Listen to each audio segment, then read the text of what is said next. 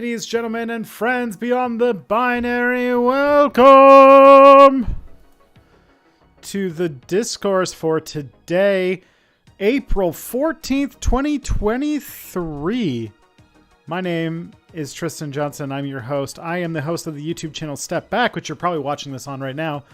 Or I'm the co-host of the podcast It's Probably Not Aliens, which can be found at probsnotaliens.com. You can find Step Back at stepbackhistory.com. I guess I probably should have mentioned that too. Let's see. Just a second. I just gotta fix my... You'd think that I would have prepared to do any of these things, but nope. All right. There. Wait. There we... Huh. All right. Perfect. I'm sure that'll be a problem in just a second. Anyways... Let me open my spiel, my glockenspiel. I stream on Fridays at noon, which is what you're watching right now. And my work can be supported by either signing up for Nebula at nebula.tv/stepback, doing something on Patreon at patreon.com/stepbackhistory. Both get access to early videos. Using your Amazon Prime, you get one free Twitch subscription every month. If you choose me, you help me out immensely. And of course, things like super chats, bits, and Twitch subscriptions, all welcome. My latest video was on the Iraq War and about the media and how to avoid the media Iraq War bullshit in the future.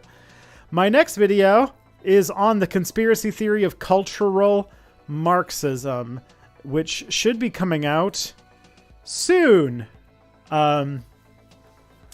I wrapped up research a few days ago. I'm working on the script. Script should be done by Monday or Tuesday. And then I'm filming on Wednesday. I know because I'm getting my hair cut on Tuesday so that I can film on Wednesday. So I'll be filming on Wednesday, Thursday, Friday. And so with all hope, not next week, but the week after, you should be seeing some new Step Back content.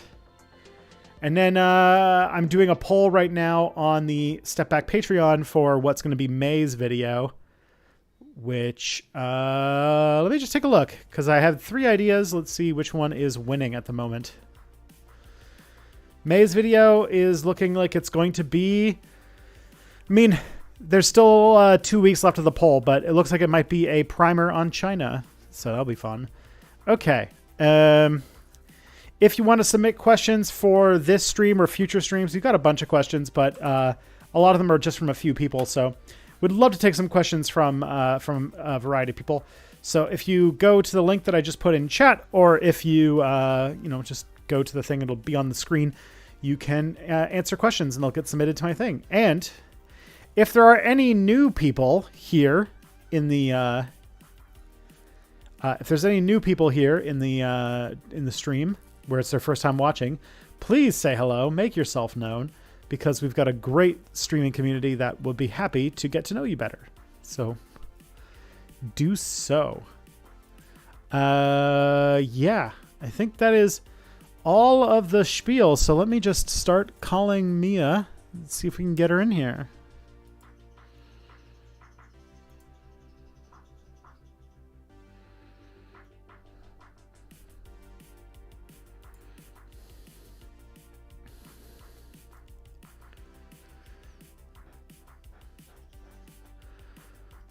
How's my chat doing in there? Oh, I can see but not hear Ms. Mulder. Hello? Hello. There we go. Is your headphones misbehaving again? Buddy, I have so many fucking, sound settings to deal with these days. I have so much fucking shit. All the technical gadgets don't work. Yeah. Hi. You're rotating a quantum PDF at this point. It's so many fucking PDFs. I see you are also rotating my square in the stream. Hi.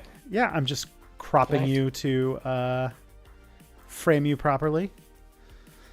There we go. Hello. You should tell everybody who you are and what you're doing on my internet stream. What I'm doing in your house. I'm in your walls. This is actually this wall here is your back wall. Oh no. I am Mia Mulder, and I just got home from work where I have written script for the YouTube videos that I do intermittently that I think are good. Sometimes they're good, and also do like electoral work that I have to do. So did you just get home from the YouTube factory or from politics work? It's the same factory. Okay. Because I write scripts instead of working for the people of my municipality. Don't tell journalists this. Don't tell Sweden. Don't tell the Swedes. If Princess Victoria finds out, it's all over. The grift is over. But hi. Hello, how have you been? I have been okay. As mentioned, a lot of work. So I'm constantly stressed and overwhelmed by everything wrong in the world. But here we are. The constant onslaught of United States that keep wanting to eradicate people like me from public existence is Not good. takes a toll. It's a bad vibe. We're living. It's fine. Sweet. There's so many fun discourses this week. We could talk about how they're doing a Harry Potter TV show for some reason. Why? Literally nobody wants it. Nobody's asking for it. Okay. I have a theory. Yeah. I have a theory. I have had this theory for years, and I need to tell you about this and to see if Okay. you agree with me. For the longest time, like after the initial hype of Harry Potter was over, like the last movies were out, the actors went on to like do their thing. It's over. To do great. J.K. Rowling is still. The actors left to do important things like Guns Akimbo, and nothing Yes. else. I legitimately love everything that Daniel Radcliffe has done since. He's a very fun actor. But and during that time, J.K. Rowling is still sort of like beloved children's book author, not known for like having weird opinions. And the only thing that's sort of happening on the Harry Potter front, like from the corporate side, is like they make the Fantastic Beasts and Where to Find Them movies, and they do fine, but they don't do super great. Mm-hmm. And like you know, they do a normal amount of advertising for a movie, and life goes on. Then the initial stirrings of J.K. Rowling being like a massive asshole begin to stir. Like, you know, people find out that she's liking some weird tweets, she's supporting some weird people, like the very earliest stages. And in this moment, I believe that someone at Warner Brothers decided to put in just like tens and hundreds of millions of dollars worth in advertising on Harry Potter. To just like flood the entire internet in Harry Potter stuff. More and more and more and more. Nothing else matters, just Harry Potter over and over and over again. New game is announced. The like more movies are announced, even though that no one really wants them. They stretch a trilogy out for longer than it needs to be. They expand the park. They talk, and now this thing, and I think it's because they're trying to drown out the idea that the author is an asshole. That would make sense. That's not it's not the first time that a company has done something like that. I don't remember Harry Potter being like a gigantic thing until J.K. Rowling started being a massive asshole. And then, suddenly, there's this massive resurgence in Harry Potter bullshit that no one cares about. Because it was dead for a while. People forgot about it. People made fun of people who read Harry Potter books. Like, oh, read another book. People made fun of people like that. And then suddenly, it's back. To make it a little bit more complex, there's also been a huge change of the guard at Warner Brothers. And it seems that the new Warner Brothers heads are like, all right, what franchises do we got? Let's do those. Find everything we got and do that. And so they're like, we got Harry Potter. All right, let's do a Harry Potter. Who do we got? Do we have, we got DC. All right, get James Gunn, do some DC stuff. We got Scooby-Doo. Get Mindy Kaling to do a really bad Scooby-Doo show that everyone hates for no reason. I mean, it wasn't good, to be fair. They don't hate it. I mean, like, I meant that the show was completely not needed. Oh, yes. Yeah.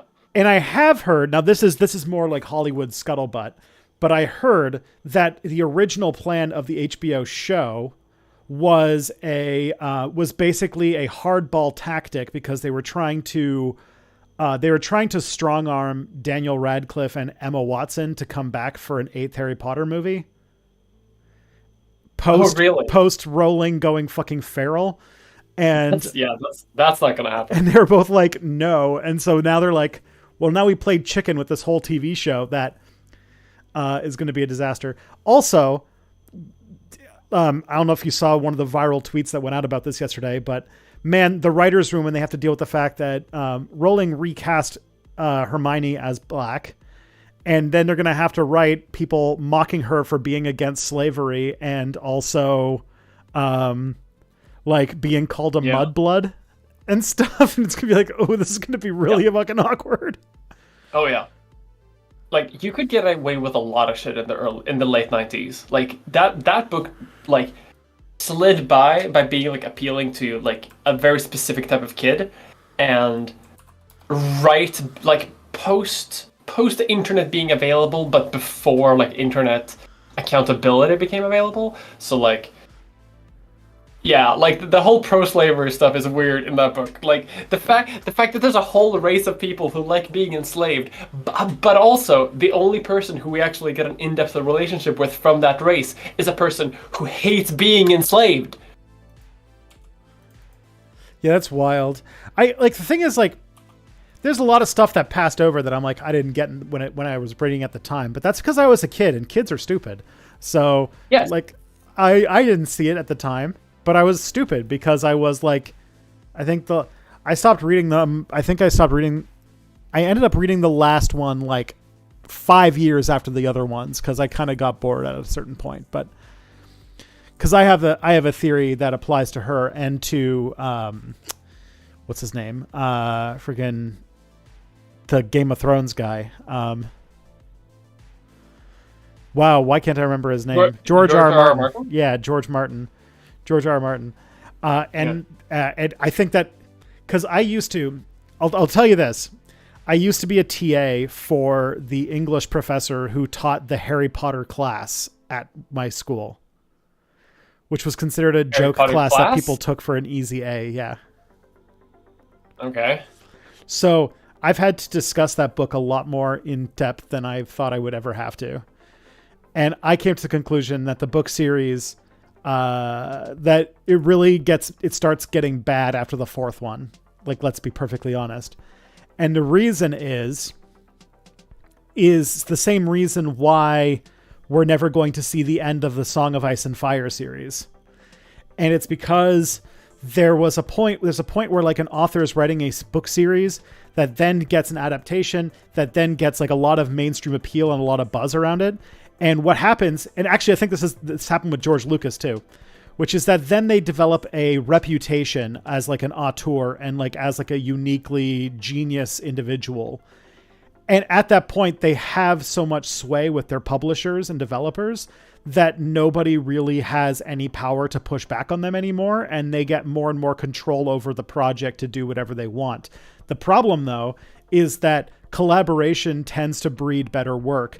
And so you find that in the later editions of these book series, they tend to get longer, they tend to get flabbier and fatter and just less coherent. And then you get to, and also taking themselves more and more seriously, and they kind of just run out of steam. I'll just straight up say this now, because this is a little bit of heresy, but the Song of Ice and Fire books definitely take a huge dip in quality after Storm of Swords. Feast for Crows and Dance with Dragons are both books. And The Winds of Winter is just never going to happen. We're never going to see it. It is the what's it called? It is the Duke Nukem Forever of novels. It's vaporware. But then, like with Harry Potter, the 4th one, the Goblet of Fire, was when Rowling got that's when Harry Potter got super famous. That's when the 5th book was the first book after the movie started coming out. And if you notice, that's when the books start taking themselves way too seriously. They get less whimsical and fun, and they just turn into long, boring slogs. Where Order of the Phoenix is terrible, and I find that every book after that is also just not fun to read. Yeah. And I also think that happened with George Lucas, where he got a reputation as being an auteur director and perfect, and he was like, all right, I'm going to get the Star Wars movies that I want, that there's nobody who can tell me what to do. And then what we got was 3 movies that looked like the script was written by an 8-year-old. Yeah, the best movies ever. I legitimately watched Star Wars: The Clone Wars yesterday. That movie, the Clone Wars is going to go down in history because it's a fascinating study in like watching the most amount of money go into the worst possible product ever. Like, there's a thing where like, I call this vomiting champagne, but it's like the kind of weird mix of wasteful and expensive that only really comes when like countries are collapsing and stuff like that. Like where you've got like random soldiers just like helping themselves to 300-year-old cognac because they just raided the emperor's house or something like that. That kind of like weird mix of like very expensive, but also like very not classy, happening together. And I feel like that is what the Star Wars prequels ended up being, because it's just like tons of money and effort and technological prowess put into what feels like the first draft script of something written by a 6th grader. Big disagree. Huge disagree. Bad take, Tristan. Anakin, you're breaking my heart. From my perspective, it's the Jedi who are evil. Can I tell you about the wisdom of Dark Plagueis? It's good shit, Tristan. It's legitimately good. Okay. Around the battle, a perimeter create. Okay, but episode 3 is kind of good. Like, you gotta give it that.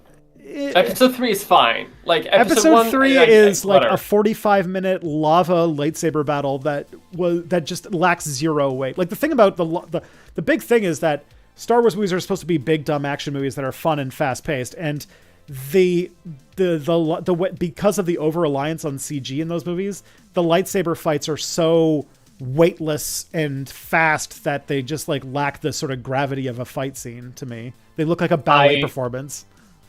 That's fine. What's wrong with a ballet performance?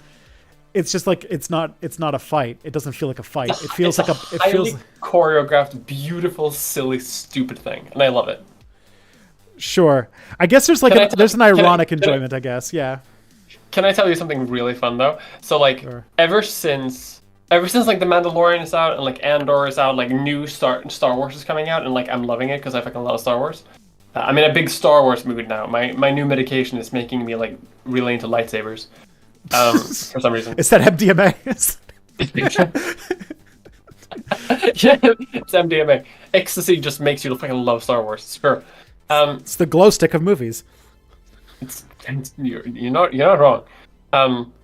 But the community, like obviously the Star Wars community is the like biggest pile of dog shit in the world. A villainous hive of scum, a dense hive of scum and villainy. But a lot of people who are sort of like liking Star Wars in the sense that I like Star Wars, just sort of like space wizards, yeah. I like it when they shoot the robots.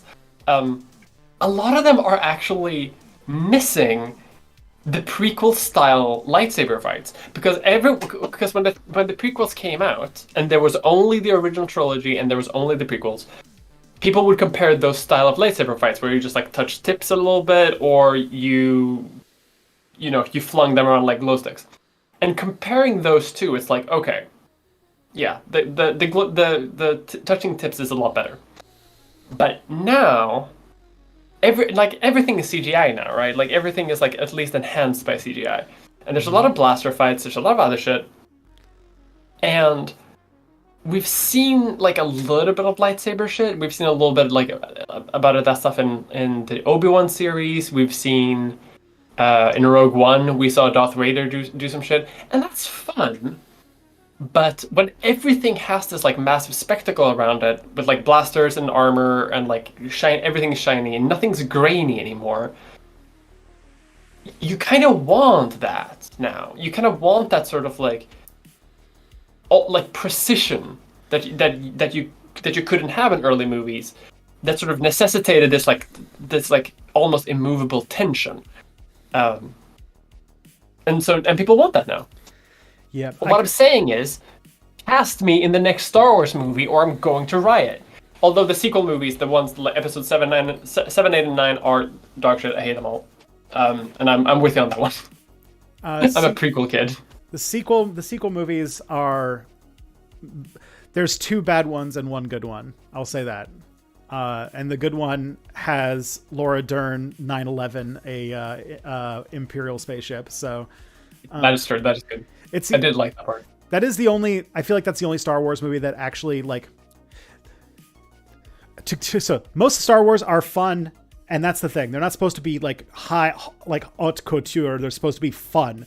Like Star Wars, like the first one, you don't have time to stop and think about anything that's going on because it's just fun action sequences back to back to back, and it's like high adventure. It's supposed to be like Flash Gordon, like Kurosawa films. Like it's like the whole Star Wars, like the lightsaber fights are always supposed to feel like those sort of like samurai katana fights from like old Japanese movies, that kind of thing, right? Mm-hmm.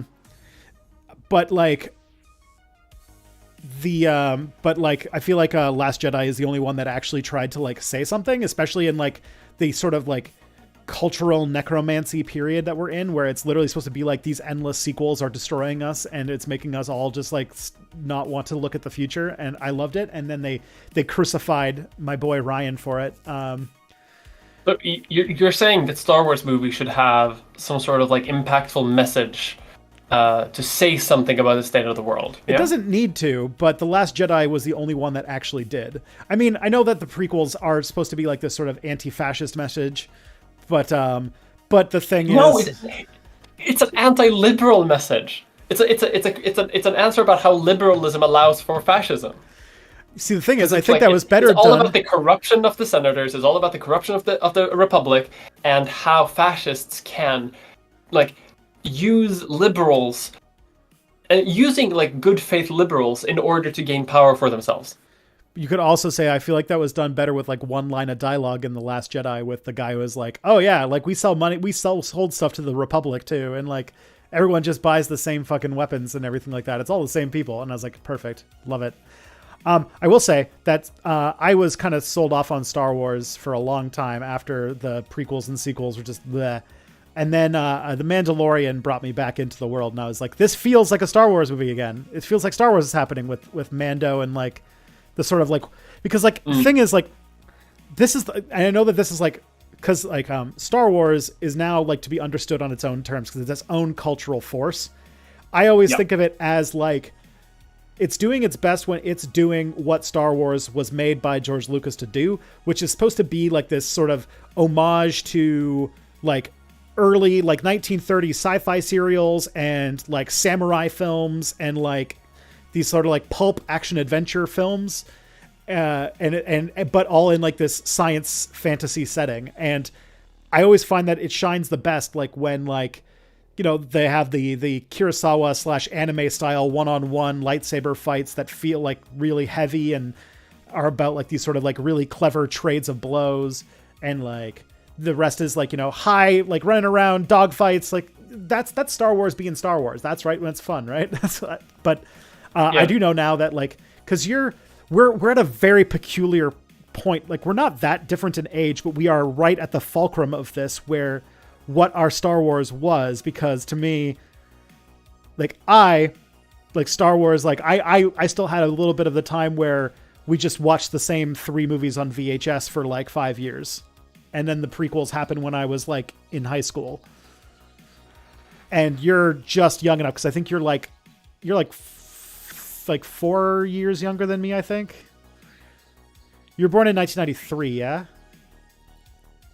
No, I was born in 2004. 2004? Oh, you're a Zoomer now. No, yeah, I'm a Zoomer. I was born in 2008, actually. Oh. I'm only 10 years old.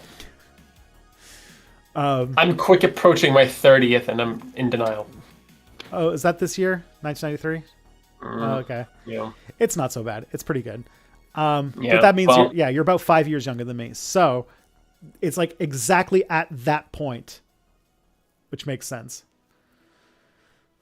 it does make sense. Like I grew up on the prequels, so like Yeah. I'm contractually obliged to like them. But have you seen Andor? You would love Andor. I watched Andor's the like first the best episode. Star Wars ever made. I will get into Andor. I watched the first episode and I liked what I saw, and I am looking forward to watching it again. The only thing, though, is that some asshole, some horrible human being, I don't know who you are, and whoever you are, fuck you, told me about Spriggan, the anime on Netflix, and I hate it. I hate how it's designed to trigger me specifically, and I can't stop watching it as a result. Because it is basically what if Ancient Aliens was an anime that was like a Monster of the Week thing. Oh God. So like one of the episodes, they had to go and like fight a bunch of Americans and Soviets who are fighting over access to the Ark of the Covenant, which has like a Genesis device inside of it. And it's like, yeah, okay, I guess I'm gonna have to watch that. And then you just watch that for like a week. Yeah. I don't watch a whole lot of TV either. I'm very slow on watching TV shows. That's fair. Who has the time? Yeah. But the other thing, I think that's I think that liking the prequels makes more sense if it was like you watched it while you had a baby brain and you hadn't formed critical thinking yet. But to be fair, like my parents did sort of like force feed me the original trilogy first. True. So I managed to have that whole like Darth Vader reveal in episode 5 and have that be real, which was very fun. Big privilege. But so like that's sort of like what I was raised on, but then like as I was a little child, the prequels came out and they were very different movies. But they're still good. And I like them. See, I remember Star Wars. I'm looking forward to Hayden Christensen returning as Darth Vader in the Ahsoka series. Oh gosh, I remember reading Star Wars magazine with speculation about a prequel series of movies. That's how, like, that's where I was. But goddamn, like, I guess like, and I know that there's some people who have said like, well, the reason that it's all choreographed CG bullshit is because, like, because it was like a different era where the Jedi were at their peak, while like, you know, like the New Hope lightsaber fight is just like two old men like touching tips. Exactly. But I don't know. I honestly, this is probably the more spicy take. I think I like Star Wars more when there aren't lightsabers. I like it when there isn't the Force. I like it better when it's blasters and like kind of like the Mandalorian, like the Wild West and like stuff like that. You are going to love Andor if you give it if you give it a full chance. Yeah, I like I said, I watched the first episode and I liked it. I just like, what's it called? It is on my list of shows to watch. It's just not the show I'm watching at the moment. But from what I saw, I'm like, okay, yeah, I'm really going to like this. So don't worry. It will be there. I'm just currently trying to balance Spriggan. I still haven't seen the new Umbrella Academy season. I haven't seen the new Avenue 5 season. I didn't see the new His Dark Materials season. And I didn't see the new Mandalorian season. There's a lot of TV right now. And I'm keeping up on Star Trek. Yeah, that's what I'm sacrificing. And the thing is, Star Trek got simultaneously an amazing and extremely disappointing big reveal this week. So I feel like keeping up with it is important because I don't want to be spoiled for some of that stuff. Ooh. What's happening? I mean, I don't know if I want to spoil the show because it just came out like yesterday. That's true. Yeah, I'm still plowing through the most recent season of Picard. But they just had like Is it Picard? Yeah, it's Picard. They just had the big oh shit moment of season 3, and it's pretty wild. There's a lot of like really crazy shit and insane levels of fan service that happens in like the most recent episode. So yeah, it's great. But I will say that I was expecting something a bit more clever than what ended up be what this. The whole secret about what's going on with Jack's visions gets answered, and I was expecting something a little bit more clever than what we got. That's about it. Ooh. Because I was like, it's not going to be this. It's not going to be what it ended up being. That's too simple. That's too like boring. But then they were like, no, it is the simple thing. And so I'm gonna sit back and be like, all right, I'm gonna ride it. I'll see what happens. Because I had a whole fan theory that it was Species 8472 that was plotting this whole thing. But no. Ooh, but it's not. Ooh. Fun. I'll drop a little taste. Episode 9 has 2 enterprises in it. The fight? Oh, that'll be fun. Including the Enterprise F. So that's fun. Okay. So we do occasionally have questions, and we actually have a lot of questions right now. Some of y'all really want some A's to their Q's. And some of them... Okay, so here we go. The first question, actually, I think is a thing that I've seen discussed in Slack, so we can probably have something good to say about it, which is... You remember the whole scandal recently about how they were trying to sell Scottish titles, and it was like a big, like... These like there was a lot of channels were sponsored by this company that was trying to sell Scottish Lord titles. Yeah, and it's all fake. And it was all fake. It's all bullshit. Yeah, of course it's fake. So the question here is, how do you verify a potential sponsor is on the up and up? I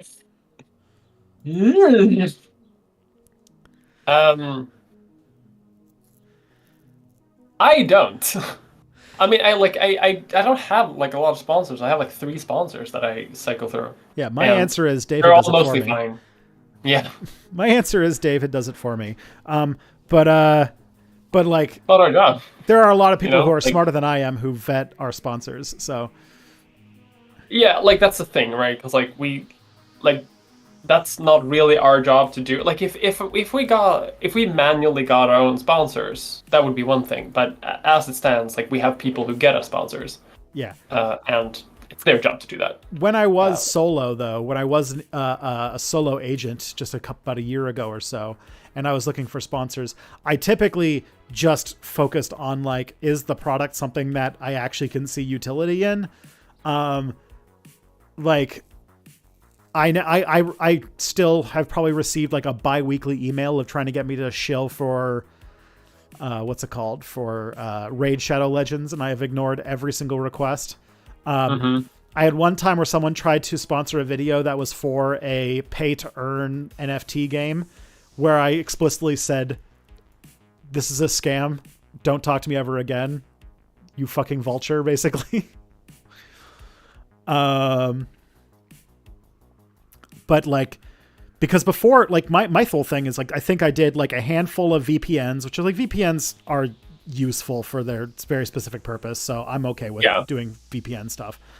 Especially the good ones. Like NordVPN is a solid company. Like they're fine. Yeah. The other ones that I have done typically were Password Manager, which I'm cool with. And I did a lot of Skillshare in the past. I'm sure anybody who remembers watching Step Back in the olden days remembers that I used to like Skillshare used to buy out entire years of my content. So they were really into it. And Skillshare's fine. I've taken a lot of Skillshare courses with that free months that they gave me to do their ads. So it's fine. It's good stuff. Yeah. So that's typically how I did it. I never did anything like Raid Shadow Legends. There are some YouTubers who will say yes to anything, but I feel like that would work in the industry. Like, I think a lot of YouTubers are also like in a bit more precarious situation than we are, just because like if you're in the educational space, you occupy a very like specific niche of having an audience that oftentimes is a bit older and has like an income. Mm-hmm. But if you make videos for like kids. Like kids don't have a job. Kids typically spend less money than adults do. So the ads for kids are like way, way smaller. So if you make like gaming videos and stuff, like you'll make tons of videos on ads, like, but you'll probably not make a ton of videos on sponsors. Yeah. I will say, yes, very proud to have done the Adam and Eve one. That was like probably my favorite sponsorship I ever got to do. Oh, you had an Adam and Eve ad? I had that. They advertised on my 9/11 truth video. Which I was just like, when I got that, I was like, okay, I'm going to find out how to make that work. Yeah, like, why not? Fuck it. But it was great. But the most recent one I did was for Ground News, which I was pretty happy with. Oh, yeah. Meow Nyan, sorry, you sent a super chat a while back and I lost track. Picard Season 3, are they playing it too safe or is it a big step for us towards form? I personally like it so far. It is a good season. It is definitely a lot... Terry Matalas is definitely a better showrunner than Picard has had in the first two seasons. Like, I controversially liked the first two seasons of Picard well enough. They weren't perfect, but they were fun.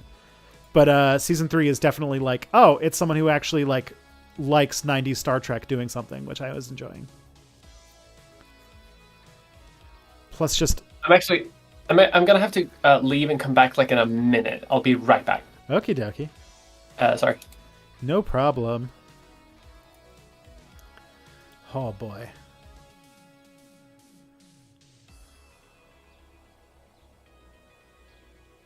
Let's see who we got in the chat. I realized I stopped watching YouTubers who's advertising a scam as a sponsor. Yeah, there's it really depends upon what kind of channel you have. There are some that are less scrupulous types of channels.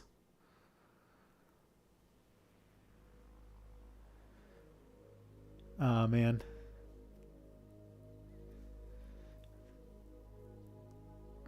No, there's Dutch going on in my chat. That doesn't sound good.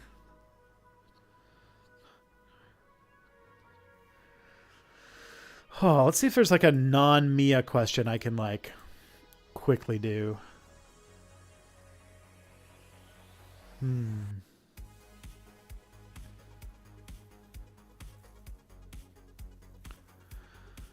the past, you mentioned about playing tabletop RPGs solo. What has been your experience with that? Do you have any systems like 5 parsecs from home you can recommend?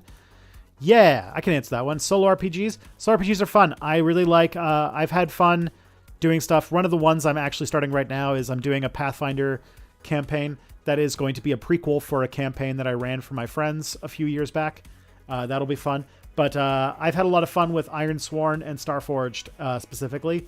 But you can run it in pretty much any game with the Mythic Game Master emulator. You just have to rely a lot on your imagination, I will say.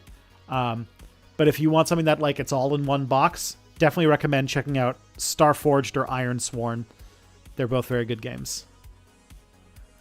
Alrighty. Mythic is also just a fun way of doing whatever you want. Alright, let's see.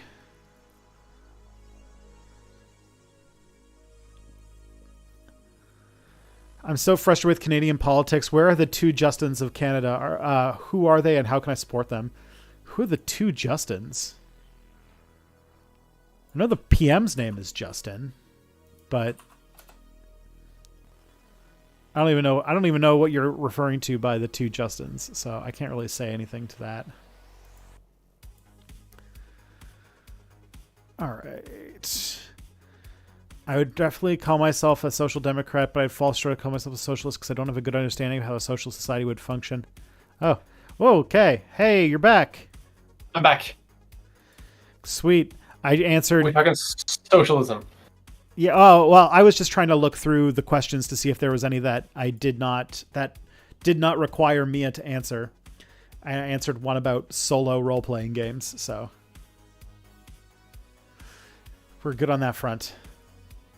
All right, but the next question we got here is, suppose we found a way to visit an alternate Earth that was still in the Bronze Age. Would there be any way for us to interact with the people there in an ethical way? Some of the ways I've heard cultural genocide defined kind of make it sound like there's no good way for us to make first contact and have regular interactions with an indigenous group. You are generally correct on that.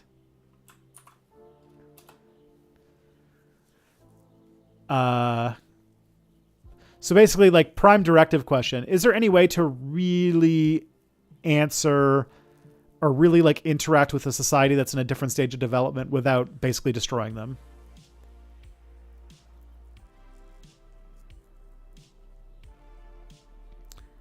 In 30 seconds or less. Sorry, what was the question? I was taking care of a troll in chat. Oh, thank you for that. I was destroying them with my powers. You're smiting them with Mjolnir. So the question is, if we were able to find like a portal to an alternate Earth that was still in the Bronze Age, is there any ethical way that we could actually interact with the people there? Or would any interaction with a society at a different stage of development be disastrous for them? Yeah, it would be disastrous for them, for 100%. I mean, yeah, sure. It's the case with like uncontacted tribes here. That's why we try to keep a connection away from them, because it only seems to end in exploitation and destruction. That's why, like, there's some people who have like questioned the Prime Directive. And I can see the value of a Prime Directive in like a Star Trek situation, because, like, yeah, it would be too difficult. Yeah, especially, I mean, that's not our world. You know what I mean? Like, that's the entire Earth would be like land that's not ours. Mm-hmm. But yet, the thing is that especially our economy, because our economy is essentially a machine that is designed to constantly expand into new territory and destroy whatever lives there to turn into money. And if we have that approach to economics, we're never going to be able to safely interact with even ourselves, let alone other peoples, especially people who can't defend themselves militarily. Are you saying we should contact like an alternate history Bronze Age civilization and give them AK-47s? I think so. I think that is. I think are the Acadians Bronze Age? I don't know shit about Bronze Age. No, Bronze Age is like ancient Egypt and like the Phoenicians and stuff like that. Like, it's really, really old. Oh, like Sumer, yeah. I want to give the Sumerians AK-47s. That's basically the plot of. Isn't there a Harry Turtledove novel or an alternate history novel where somebody gives the Confederates a bunch of modern day guns? Probably. Isn't there a whole like series that he made of where like an entire U.S. city just gets teleported into the Holy Roman Empire, and like the 1600s or some shit? Oh, geez. With like pickup trucks and guns and shit. That sounds like fun. I keep seeing it in the bookstore whenever I go there. It's like always there. I don't know why. It's because no one's buying it. But why are they selling it then? I don't know. Maybe it's a Swedish book. I haven't heard of it though. Yeah. But quite possibly. But yeah, there's a complex sort of ethics of dealing with what are called uncontacted tribes. Like, for example, the North Sentinel Islands have an indigenous people that the Indian government will like shoot people who try to approach their island. Not only because it would ruin the civilization that lives there, but also there's a high likelihood that you will die because the people on North Sentinel Island kill anybody or try to kill anybody who approaches it. As they should. Yeah. Like, based. I think there was that story from a couple years ago where a like Mormon preacher or something like that tried to go to the island and he got himself killed. Because he thought that the power of Jesus would save him. It did not. It did not. Jesus is weak. Arrow is strong. Exactly. And there are. I'm reminded by a really stupid joke of like that. I don't know if it's popular like in the Americas, but it's a joke that people say here. Sometimes it's people probably say it online all the time. And it's like probably in edgy atheist circles, where it's like, Jesus promised to get rid of sin. Thor promised to get rid of ice giants, and I see plenty of sin around, but I do not see any ice giants. This is true. So, scoreboard. Reminds me, I'm running a D&D campaign that takes place in a alternate dimension where the old pagan gods have left and have made an alternate version of Earth where they keep their last followers, and they sort of just keep their whole situation going to modern day. And I had to do a bunch of Norse stuff for the campaign because one of the characters is like Loki's champion because he's a shit disturber, so there's nobody else who fit better. And I had to make an item that was called the Staff of Mischief, called Lokestaffer. The Lokestaffer. That's fun. Yeah, I really want to have them go to a lake where they have to talk to a dismembered head that just talks to people and does wisdom. And they might also have to fight Nilfhog? Nilfhog? Nilthog? I have no... Nidhogg, maybe? I don't know. The dragon that eats the roots of Yggdrasil? I don't fucking know. This is your history. I don't know anything about my own history. Okay. This is an interesting question. Thoughts on horses and the freedom of the open range. Cars have taken away my open range. Corporations have eaten my horse. This is from Cowboy David. Sorry, I had to answer a question on my phone really quick. Yeah. Sorry, can you repeat the question? Do you have any thoughts about horses and the freedom of the open range? And then it just says, cars have taken away my open range. Corporations have eaten my horse. This sounds like a good country song. It does. I don't have an answer to that. In a proper, yeah. Yeah, I don't know anything about horses and stuff, but yeah, you should turn that into a song. I rode a horse last year, and I'm very afraid of them because they are big, powerful beasts, and they feel it. They feel like they are strong and powerful, and they can fuck you up if they want to. They don't want to, but like they can, and I don't like that. If you don't have sugar cubes. Yeah, and I don't. Like, I had to ride this fucking horse. I don't have to ride a horse. What were you riding? What situation necessitated the need to be riding a horse? That's not a thing that casual comes up. Oh, so you guys like went on horseback riding? Yeah. You weren't like, I need to get out of here. My car's broken down, so I need a horse. Yeah, conjure up a horse.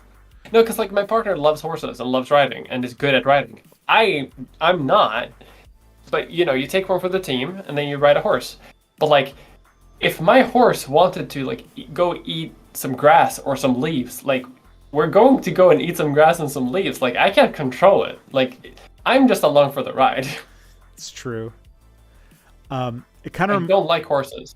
I actually prefer cars, but I don't like cars either. It kind of reminds me that train overall, that is the S tier.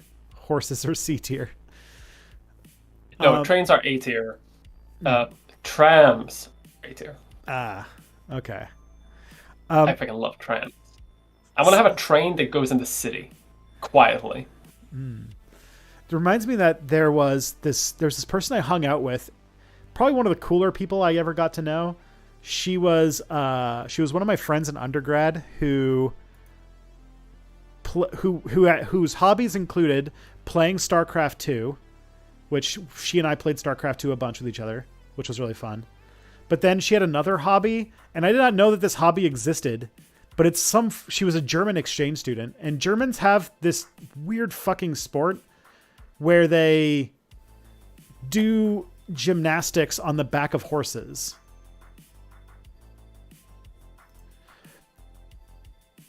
And, Meow Nyan, thank you for another super chat. Speaking of horses and open ranges, Wang did a video deep dive on Ram Ranch and its glorious when it talked about the convoy. Cool. That's awesome.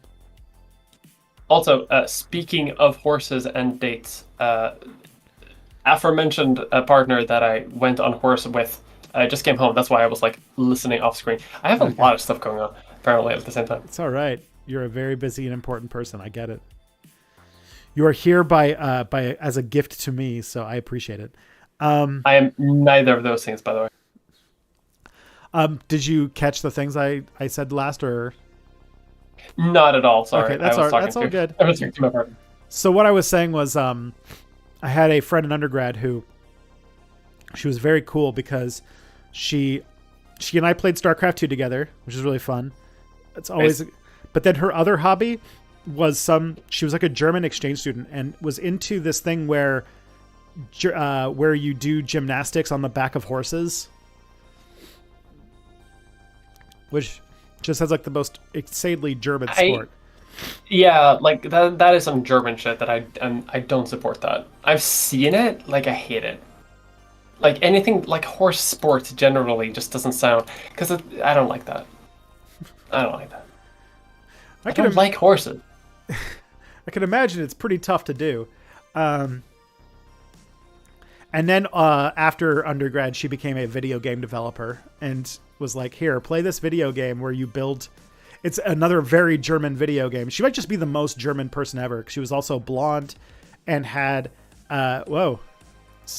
I tried to open Steam to see what the name of her game was, but she had a game where you build spaceships in like a voxel format and do space stuff. And I'm like, this is also very German. Thank you. That sounds very German, yeah. So, I don't know. That just all reminded me of it. I think the sport's called vaulting, if anyone is curious. I hate that. Like I like, you can do dressage and you can do gymnastics. I don't think you should combine sports like that. The horse can either dance or you can dance. You cannot dance on the horse. The next question I got here is, whatever happened to free Tibet? I know that many people have valid reasons to oppose an undemocratic state led by the Dalai Lama, but it doesn't seem to have disappeared for that reason. I think it just became apparent that there was... So, like, whatever happened to, like, the pressure to stop China from occupying Tibet? And it's like, I think it was just that China wasn't going to give it up, and then people kind of just forgot about it. Yeah, pretty much. Remember... It's like, what are you going to do? Everything is made in China, so, like, what are you going to do? Yeah. Remember in 2014, Free Crimea, and how everyone kind of forgot about that for a while until last year? People forget about this shit, like, real quick. Because, like, if you can't do anything about it, and the people who you are trying to change their minds have, like, thermonuclear weapons, it's like, well... Yeah, what are you going to do? We tried. So, that's, yeah. Basically, it's just like, I think that, like, Free Tibet probably happened at a time when we thought we could fuck with China a lot more than we actually could, and now China's so established that you can't really, like... There's just going to be a point one day where we wake up and Taiwan is gone, and everyone's going to be like, how do we get it back? And they're like, you just don't. It's theirs now. They own it. Yeah. It's kind of shitty that, like, a lot of high up European politicians are, like, very just, like, don't care about Taiwan. Like, Macron went out the other day and be like, we don't have an opinion. Like, we have a one China policy. And, like, former Swedish Prime Minister Carl Bildt also tweeted out something along the lines of, like, should be one China. And it's like, why? Yeah. I mean, it's also why, like, Sweden seems to now have to have an opinion about Kurdish nationalists or whatever. Geopolitics. Yeah, War and peace. Geopolitics. But yeah, the idea that I decided that one of my videos was going to be a China primer because we are at a point where all sorts of wacky shit's happening in Beijing in a way that America really can't anymore. Because I was talking about how, I don't know if you saw this, but last week, Saudi Arabia and Iran have started talks with each other in Beijing. Really? And have reopened embassies in each other's countries and everything like that. Because now there are two countries that are in China's orbit. That sounds relevant, yeah. And so, and just like we were talking about how Brazil and China were working on a bilateral trade agreement that did not use American dollars, and since then, Malaysia has also worked out a similar deal. So, Bretton Woods is ending, everybody. Shit's changing. China's becoming like... Because the thing is that China is a powerful country, but it's also a country that has made a strong note of not taking sides in shit over the years. So they can be seen as an honest broker. Like, the U.S. couldn't settle things between Iran and Saudi Arabia because everyone knows that the U.S. is on Saudi Arabia's side. But China can do it. They can do whatever the fuck it wants at this point. Yeah. It sucks. And Xi Jinping just got reelected for a third term, so he's pretty safe in his seat and his consolidation of power, so... Yeah. Wait for a while. Until someone dies. Which is always like the time when the shit changes. It's going to be interesting. Mm-hmm. I was like, eventually Putin will die. Eventually Xi Jinping will die, and some shit's going to happen. That is true. We'll see what happens, but yeah, it does seem like I'm right. I need to do this video because I feel like even though we've been talking about it for years and years and years, China is now, it is a geopolitical rival that is growing much faster than the United States, and many countries are modeling themselves after the Chinese model of economic growth and into their economic sphere, and that's going to be the new default template of success, is a Chinese model of economic growth, which is it definitely is. Mm-hmm. But I want to make a video because I want to tell a story that is honest and is not just state propaganda or American Cold War like war baiting, and see like what actually is the deal here. All right. Next question we got here is, as someone who has been recently diagnosed with ADHD and started medication, I wanted to try and start using some organizing tools to help me with my work from home job. I know you mentioned before you have a scheduling tool to help you stay on task and your videos to work with your ADHD symptoms. I can't remember the name of that program, which is ironic, I know. Would you mind sharing that program and how you utilize it to help you manage your time? So how do you manage all of your things? Do you have some sort of like task me? management system? Yeah. I just cram everything that I have to do on a certain day into my Google Calendar and use that as a to-do list. So, and then color code all the things. So it's like, if I have something that I need to do by a certain day, I will put it in the calendar like a few days before that, so I have time to do it. And then I just do that with literally everything that I have to do at all times. So like today I planned out my next week, for example. So it's like, you know, like these documents need to be done, these things need to be done. I'm gonna check some specifics. Like, you know, finalize secret Swedish space program. Exactly. But and then you also plan in meetings there, right? Because when you have a meeting or like a thing you have to go to, you can't do other shit. But it's just like, you know, I basically dedicate an hour for each and every single task that I do, and then I usually manage to cram that out in like a quarter of the time. That's a clever way to do it. It works fine because you also get to you also get to like schedule your day around it. So it's not only is it a to-do list combined with a like day planner, which is fine. Yeah. I use a program called My Life Organized, which I would not recommend to everybody because it is extraordinarily janky. It's very weird. You can have it sync with your phone, but it only does it in a weird sort of Wi-Fi based way. Its online servers were not powerful enough for the amount of tasks I put into it.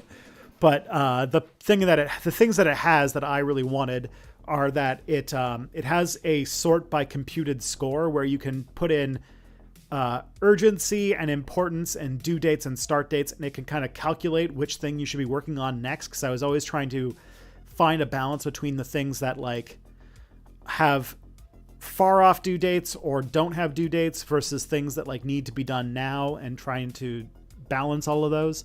So I was trying to get that going. I have spent years with My Life Organized going deep with something, but if you aren't like, I basically, and I've also incorporated it into my personal life. So basically my entire executive function is just do what is next on the list, which is probably not a healthy way to do it.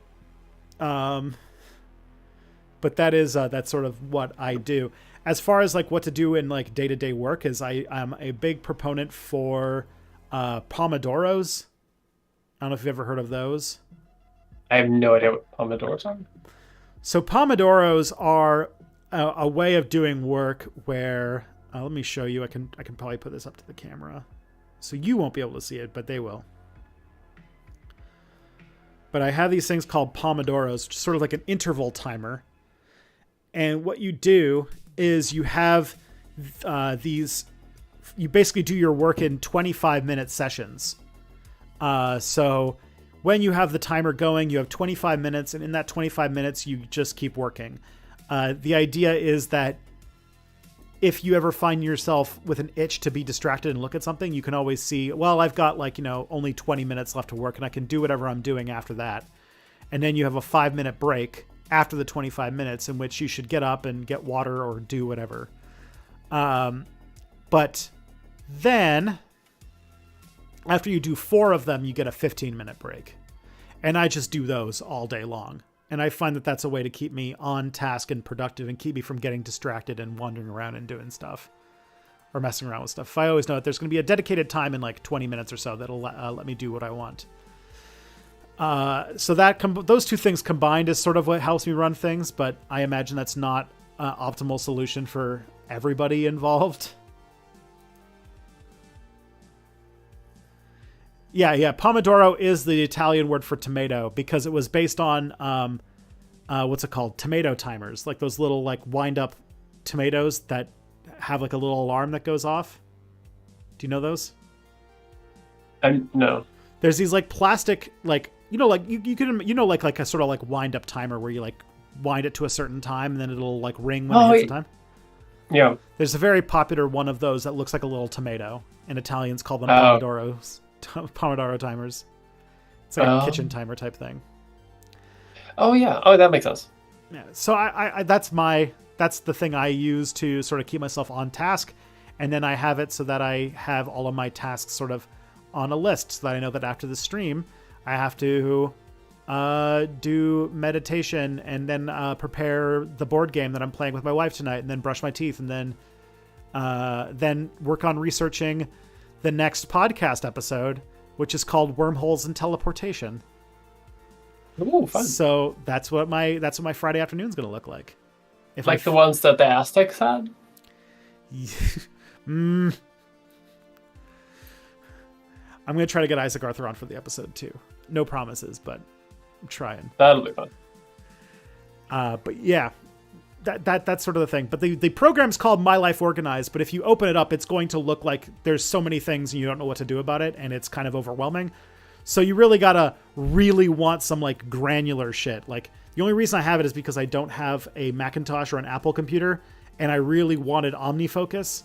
But OmniFocus people, the Omni group, OmniFocus decided that their entire production method is basically saying fuck you to Windows owners and Android owners. So I can't have it. So I got My Life Organized. It's the closest thing to that.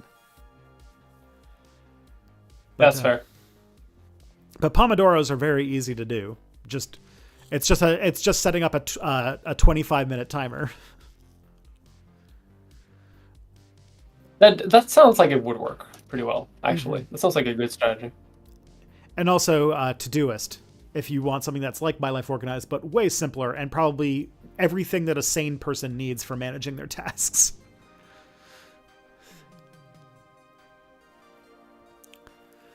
Yeah. Interesting that you do that with the calendar. I think my wife does that too. I mean, it's not a great system, but like for the type of work that I do, it works fine. Yeah. And that's the other thing. If you do have ADHD, one of the main things you also need to learn is that you basically have to treat every single system as if it is temporary, because any system you set up is going to stop working over time, and you're going to have to shake things up and do something new. And if you can embrace that and realize that, like, okay, this isn't going to work forever, something else is going to have to replace it in a while, then you can sort of enjoy it while you've got it. And then when it loses its novelty, you can try something else and not feel bad about that. Like, one of the things that Kelly always gets mad at me about is that I always I always sway between whether I want to fully write my scripts, like word for word, or if I just sort of write bullet points and do it like it's a podcast. And I seem to, about every 8 or 9 months, change which of this I want to do. And she gets frustrated, like, why don't you just choose one already? And it's like, well, I get bored of doing one and I want to do another one. Yeah, that's the danger. Although I'm kind of sticking more to notes now because script was adding an entire week onto my production process. But it means the videos are longer and ramblier. But the thing is, that's not punished anymore, because now everyone wants just more longer video, so ramble away. Like I'm doing right now. You gotta ramble. People love the rambles. I don't like the rambles, but people like the rambles. Mm-hmm. Like, I don't like to ramble, but watch videos of people ramble. But people like ramble. Mm-hmm. So the next question we got is, this thing, anything you might be interested. Okay, this is just for you entirely. Oh. Which is from somebody whose name is Kato Hildingsson, in between Sundsvall and Östersund. Yeah, sure. I know what those things are. How did you take the step from being engaged in politics to do it for work? And how did you feel about us most likely joining NATO? How do you feel about us? I don't like NATO. I don't want to join NATO. I don't think we need to join NATO. I think joining NATO is stupid. Like, people will talk about like joining NATO as if it's going to be the only thing that saves us from Russia, but like Sweden is not like that in this high risk zone. Like, if we were Finland, sure, I can sort of see where you're coming from. If we're if we were a Baltic country that wasn't in NATO for some reason, I would be like, yeah, fuck yeah. But we're not. Like, we're surrounded on all sides by NATO countries. We're a member of the EU. We're fine. So I think joining NATO is stupid, because it also means we have to kowtow to the ideas and demands of every single NATO state in order to join, which is how you end up having to sort of lick Erdogan's boots and deport Kurdish refugees to Turkish prisons. And I think that that's bad, actually. I think that sort of undermines Swedish human rights and Swedish freedom of speech, because I don't like that. Especially when Erdogan threatens to it demands Swedish freedom of speech law to be changed so that people can't protest him specifically. And it's I don't like that. I think that that's bad. I don't think other nations should have influence inside Swedish politics. Hot take. So I think that's a bad idea, and I think we're fine. I think the EU should have a sort of defensive military alliance on its own. But I don't think that it should require, unilateral approval from every single member state in order to join, and also not be stupid like NATO is.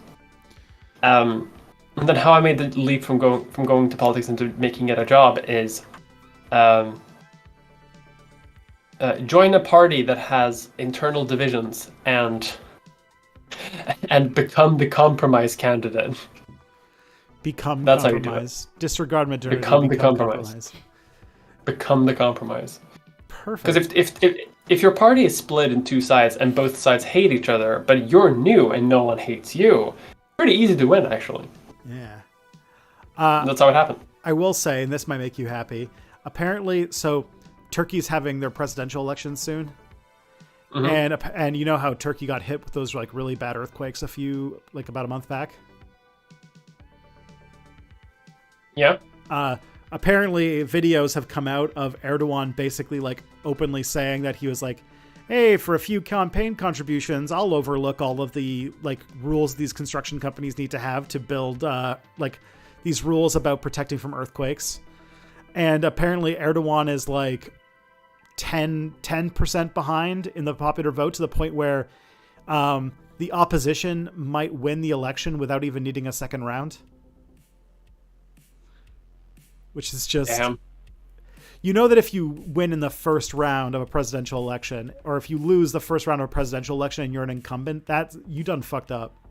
Yeah, you done fucked up. You fucked up bad. Especially in fucking Turkey, where a bunch of opposition parties are banned. Mm-hmm. Shit, that's the thing that I fucking hate about joining NATO too, is because for fucking years and years and years, Swedish politicians have been accurately pointing out that Turkey is not a fucking democracy. It's not. It straight up isn't, because they ban opposition parties for being socially democratic, which is okay, and for having connections to Kurdish groups who aren't terrorist groups. You can talk about the PKK, whatever, but we're talking about normal social democratic, pacifist political groups that are banned, which is bad. And so it's not a democracy. And every Swedish politician has said that for years. And accurately pointed out that Erdogan is a strong man. Fine. And then we're trying to join NATO, and suddenly it's all, no, Turkey's a full democracy. It's a complete democratic free society, and everyone has a right to do whatever they want. And there's the Kurdish people are perfectly fine, and they're perfectly happy. So it's okay, so we're just lying now. Sounds like it. Jeez. That's no good. No. This is why I fucking hate NATO. Yeah.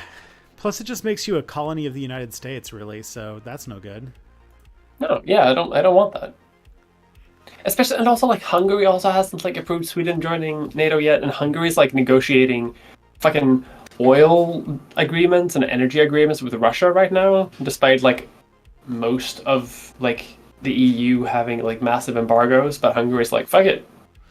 Wait, how is Hungary, a landlocked country, part of the North Atlantic Treaty Agreement? There's nothing Atlantic about Hungary. Yes. No, but they're in Europe. NATO can involve anyone in Europe and North America. Oh, okay. Interesting. Sure, why not? I know, right? Until Kazakhstan joins or something. All right. So next question we got here. Sorry. No, but someone Matt Lipton saying in chat, Hungary is literally helping Russia and NATO is doing fuck all about it. So I hate this idea that we have to join NATO or we're siding with Russia. But it's we have NATO member countries who are already siding with Russia. So it's Erdogan was also pretty close with Russia. They coordinated to put what's this called, Bashar al-Assad back into power. Yeah. Yeah, I'm so. It makes me so angry. And the thing that made me even angrier is that it was never put up to a vote. It wasn't part of the Swedish elections.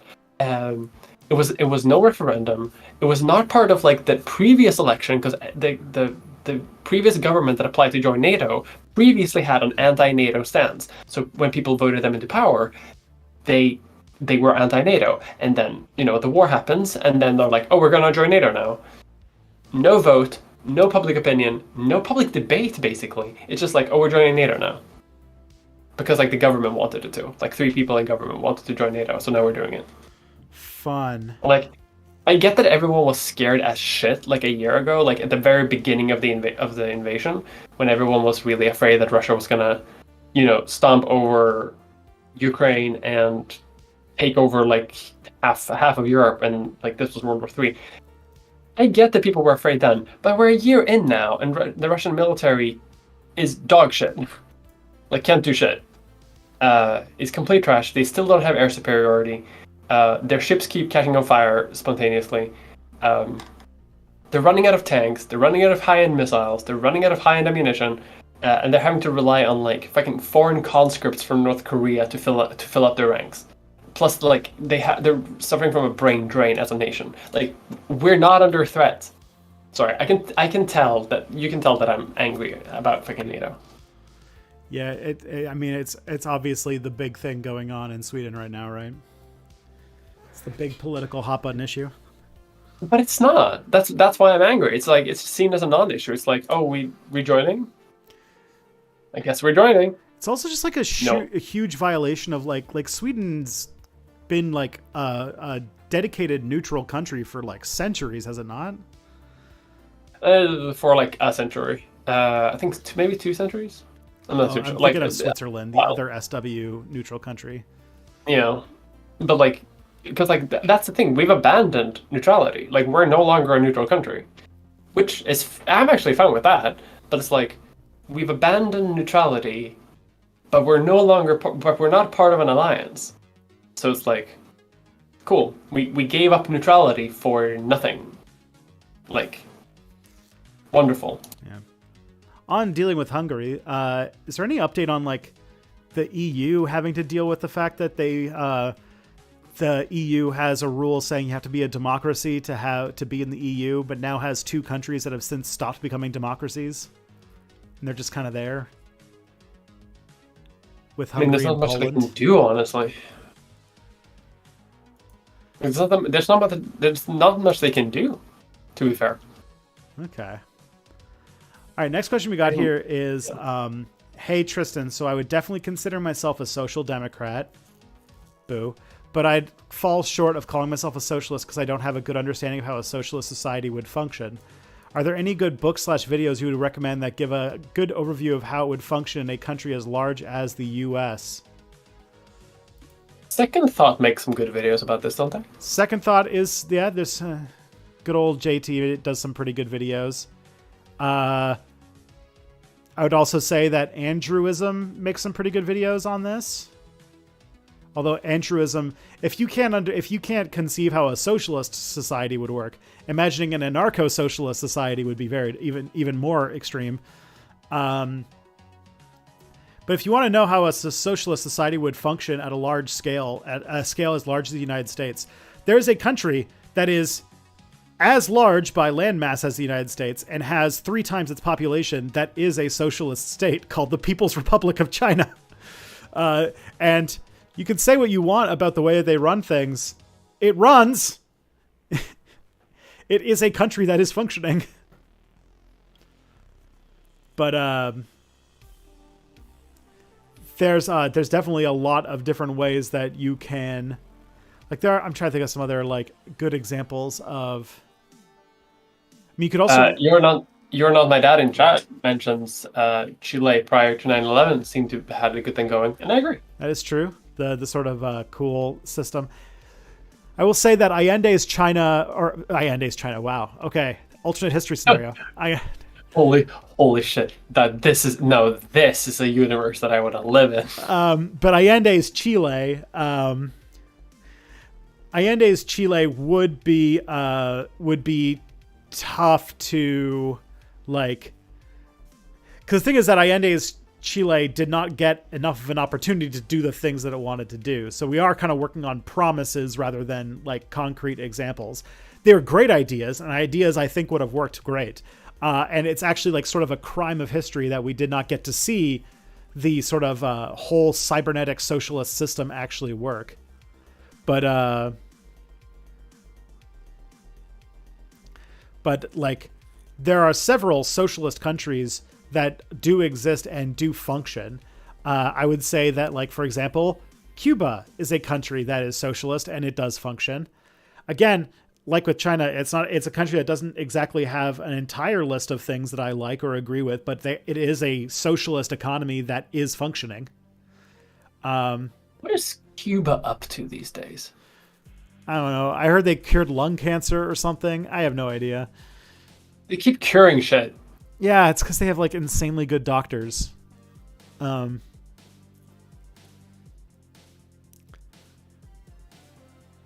need to fucking visit Cuba sometime. I want to as well. There were some people talking a while back about how like there was like this. Vietnam is also another example of a country that is socialist that is functioning.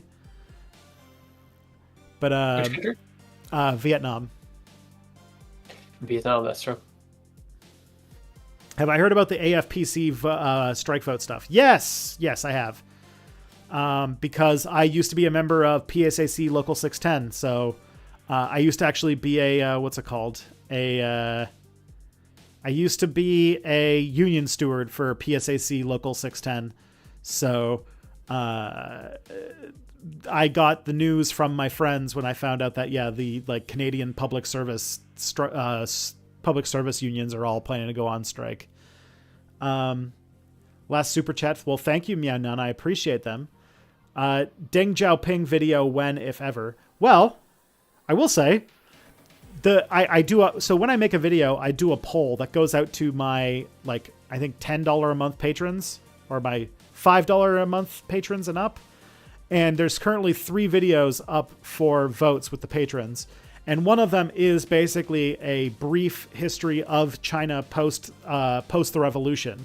So, and that one is winning right now. So it could be my video in May will be a history of modern China. And you can't really talk about how China got to this place of, grand global dominance or whatever without talking about Deng Xiaoping and his sort of market reforms.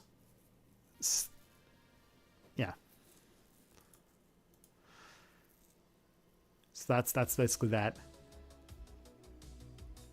What I was going to say about Cuba, though, is how like the U.S. is talking about banning TikTok? Yes, which is funny.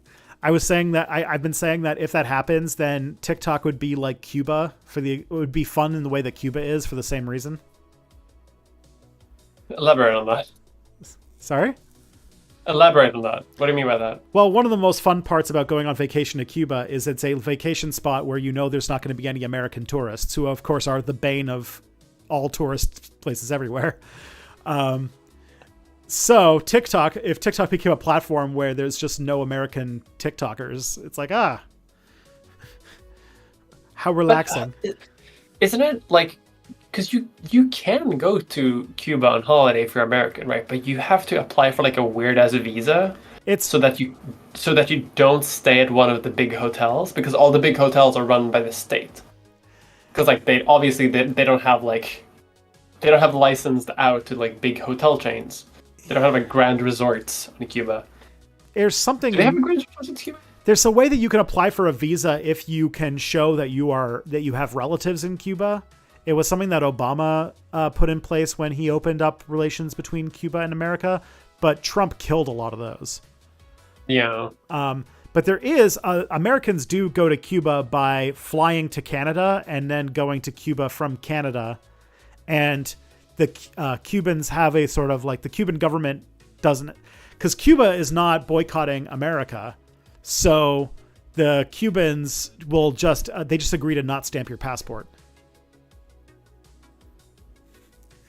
Thank you, Historic Nerd, for the $5 Chupa Chat. Excuse me, Cuba. I'd like to talk to your manager. Yeah. As we talked about, because of your, because of your uncle, I think, in the relation of these things, your uncle / grandfather, your grandfather / uncle show that Canada and Cuba have a very close relationship, because specifically Fidel Castro and Pierre Trudeau had a pretty good working relationship with each other, and Cuba and Canada have always had pretty good relations to this day. That tracks. To the point where the Tories it's like tried Sweden and North Korea. Oh yeah? Yeah, Sweden and North Korea are like weirdly friends. We're one of the few countries that have an embassy in North Korea. Does that mean that you can actually get a North Korea visa if you wanted? Shit, maybe. I know it's a weird thing, but like Pyongyang is like very high on my list of like trips I wish to go on. Yeah, like I want to go on. You wanna? Like I know that there's like a slight chance of turning into Adam Warmbier 2.0, but Adam Warmbier, to be honest, tried to like steal shit to bring back as like trophies. But yeah, like if you know, I would be interested in doing the North Korea government sponsored like road trip thing that they do, and I would go in knowing exactly what I'm getting into, and playing the part of being polite and not being, basically just not being Adam Warmbier about it, not being a dick about it, but going to North Korea, following the rules, and just seeing all of the very interesting stuff that's in that such an isolated country. But he actually, like, when Fidel Castro died, Justin Trudeau went to his funeral, and the Tories tried to make it into a political issue. It was very weird.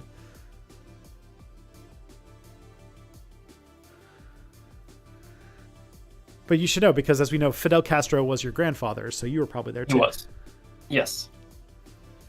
I honestly think that just Fidel Castro just like has so much like big dick energy that like his genetic material just gets like dispersed like aerosols through like a huge part of the world while he was alive. His and Genghis Khan's DNA are like fighting it out for dominance over the human genetic code. That's what I'm saying. It's crazy. That man was potent. Yeah. It's true. I don't think there was a person on Earth who radiated more BDE than the guy who ran a country for several decades with America trying to choke it out of existence and just sort of rolled with it. Avoiding every single assassination attempt. Yeah. And like smoked cigars until he was like 90 years old.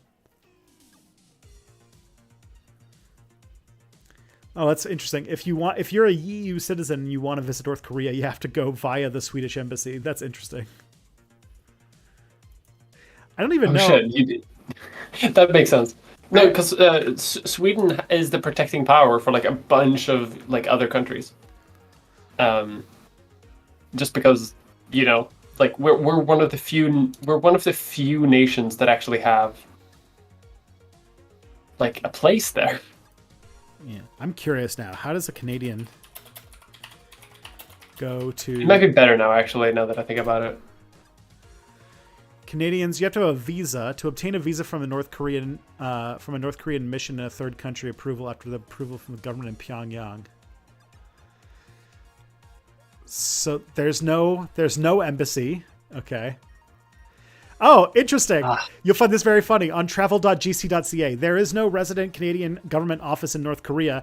You can obtain consular assistance from the Swedish embassy. Interesting. Great. I know that Kelly would not want to go, and I would definitely not want to take my son with me, but God, part of me just really wants to see the humongous empty hotel in the center of the city, and like I want to see it, you know? Yeah, for sure. Like it's got to be one of the coolest places on Earth to actually like witness with your own eyes, because so few people outside of the country actually get to. Yeah, exactly. Maybe I could like just become friends with Dennis Rodman. I'm sure he could hook me up. Yeah, just become friends with Dennis Rodman.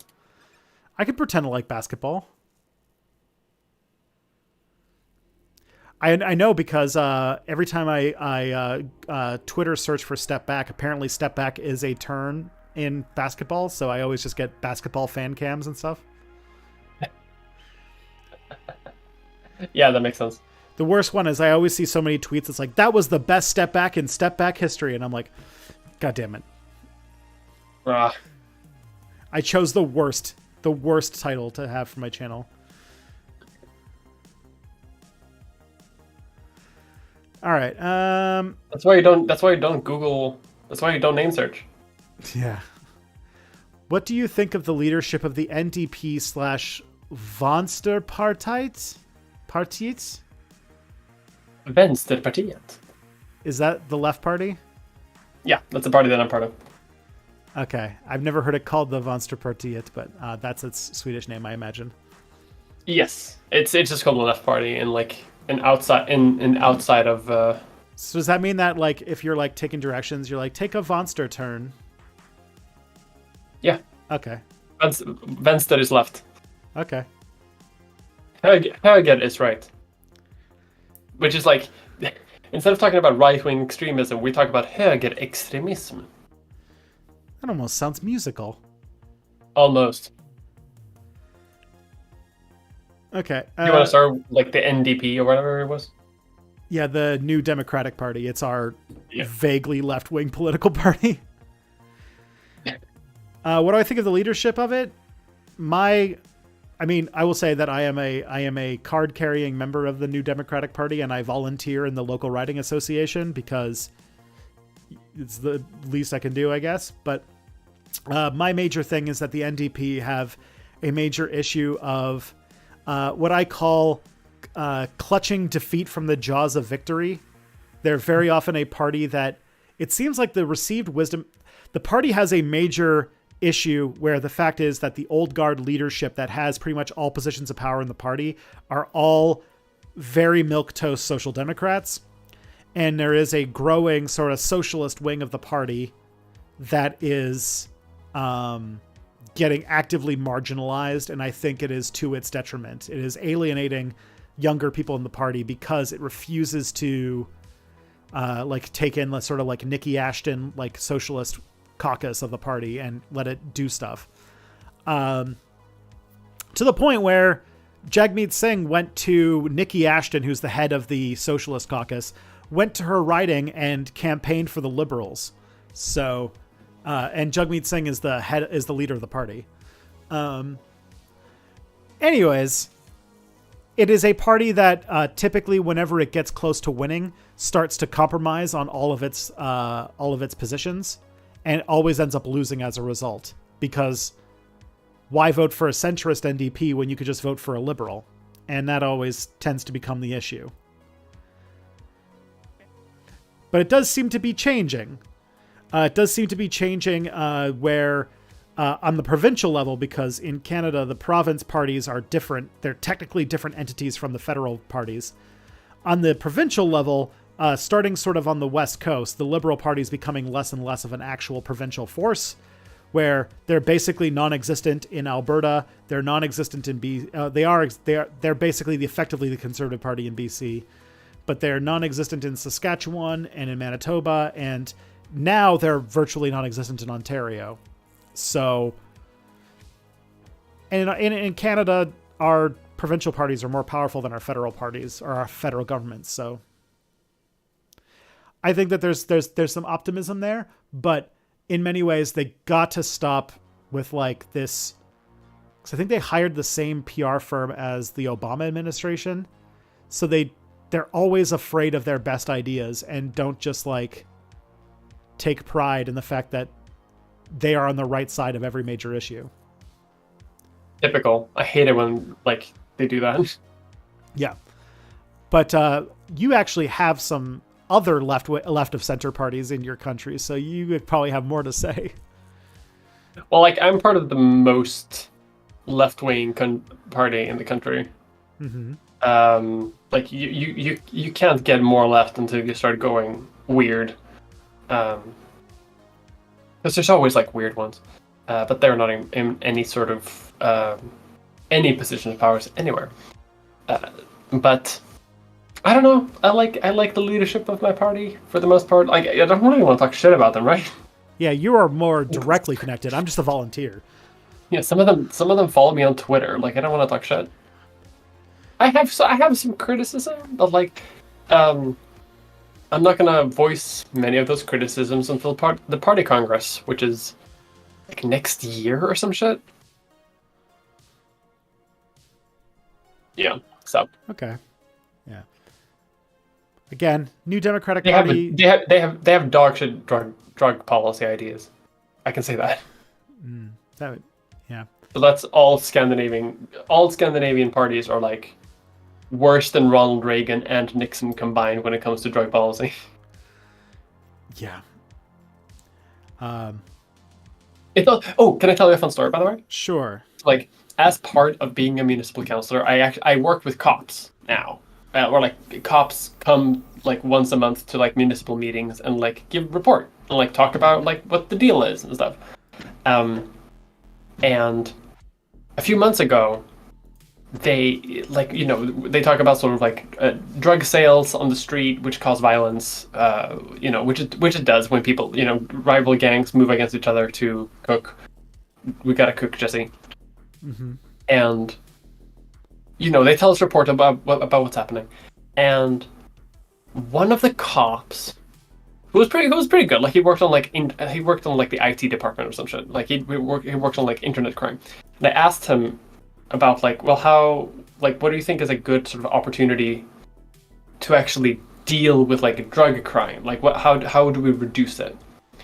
And the thing he said was, well, I think people should buy their drugs off the internet instead, because if you buy it on the internet, that means that drugs don't like congregate in like certain areas, and you can't really like fight for turf if you send people drugs in the mail. You know what I mean? Yeah. So that's like infinitely safer and like better for everyone, and reduces violence, reduces like turf wars, reduces gang violence, etc. etc. And I was like, oh, that's really interesting, and then like wrote that down for like my drug activism network that I am part of within the party, being like, this is a good argument to use sometime. And then like a week later, the conservative government is like, we're gonna make it harder to buy drugs off the internet. And it's like, geez. I get it. I get it, but also like, come on. If this one is the like way less bad option, couldn't you just let it be a little bit and like focus on like other shit? Yeah, like a lot of politics is like moving things away from things that are really bad into things that are still bad but less so. it's called harm reduction. Yes. Yeah, my guess is, just given the history of how Scandinavian countries handle things, once you guys actually figure that out, you're going to go from like this harsh thing to like all drugs are legal now. I don't think that's going to happen. Scandinavians have a weird thing about drugs.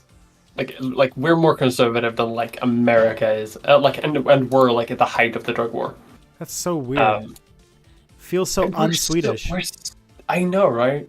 Like our jail system is obviously like less bad because we don't have like mass incarceration in the same way. But like the crime aspect is still pretty bad. That's rough. I'm sorry.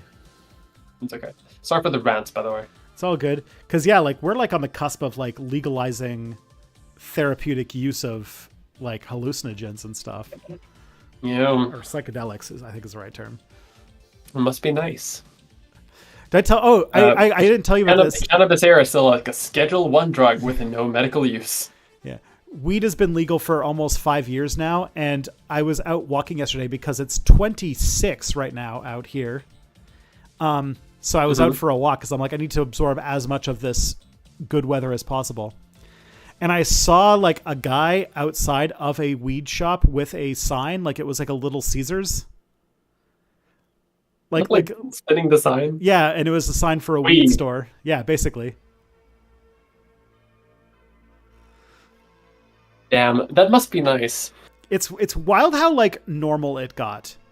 Like because weed was always this thing that was illegal growing up. Well, it was illegal, but very not enforced. Like nobody gave a shit. But then it became legal, and it just became like people are sort of talking about how weed stores are like because like the city I live in, because of COVID and the economic downturn, like a bunch of businesses closed up shop downtown. And weed stores are just moving in and buying up all the real estate. So now there's just weed stores everywhere. And like I get like targeted ads on Twitter for weed.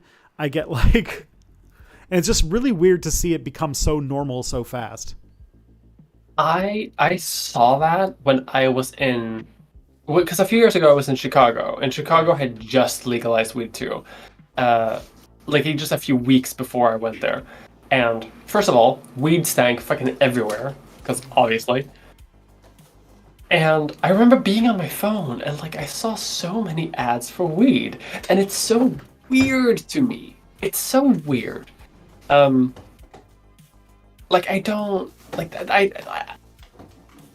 It just didn't hit at all, because I've always been raised on this like super puritanical idea of like, if you touch weed, you will die of an overdose. It's like fentanyl. If you even, yeah. That's literally what they told me, like, growing up. But, like, I'll show you something to show you just how wild this is. So this and that I'm holding in my hand. Let me just see if I can. I can't see my own camera output right now. Okay, so this is weed.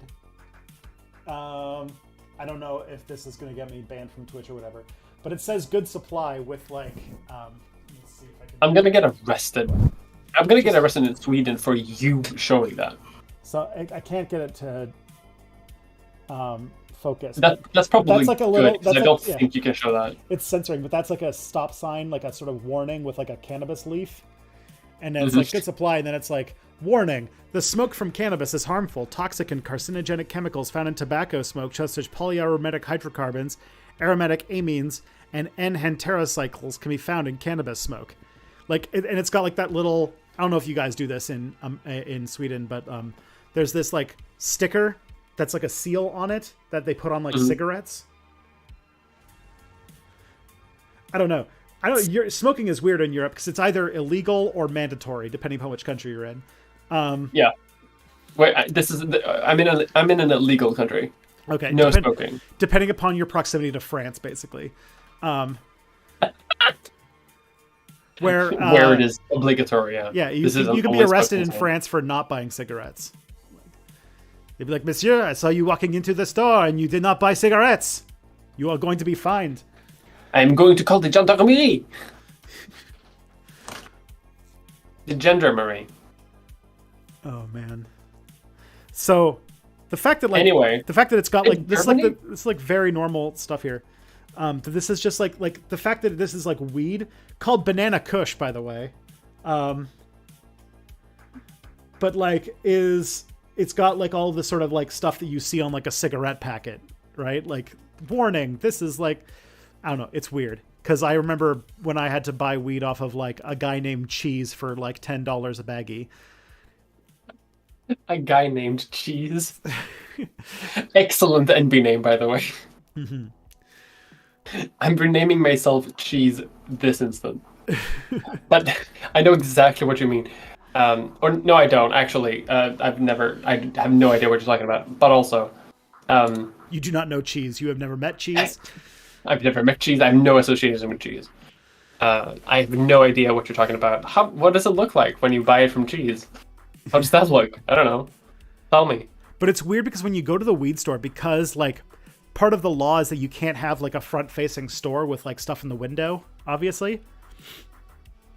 Like you can't see, it's like a sex shop where you can't see the inside unless you're over 18. So when you go inside, they take you through like, there's usually like a almost like a curtain. And then you're in this like sort of fancy upscale shop where like they have all the different varietals and like they have different types of like vapes and stuff like that are all there as like a thing. And it's like, you can join the weed mailing list. They're going to have next week. They're going to have big 420 specials. Like we'll go show up to the 420 sale. And it's like, what happened when I was 18, Cheese could have never imagined something like this.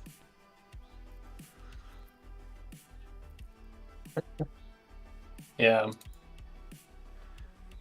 Damn, I wish I lived in a place where this was not the case.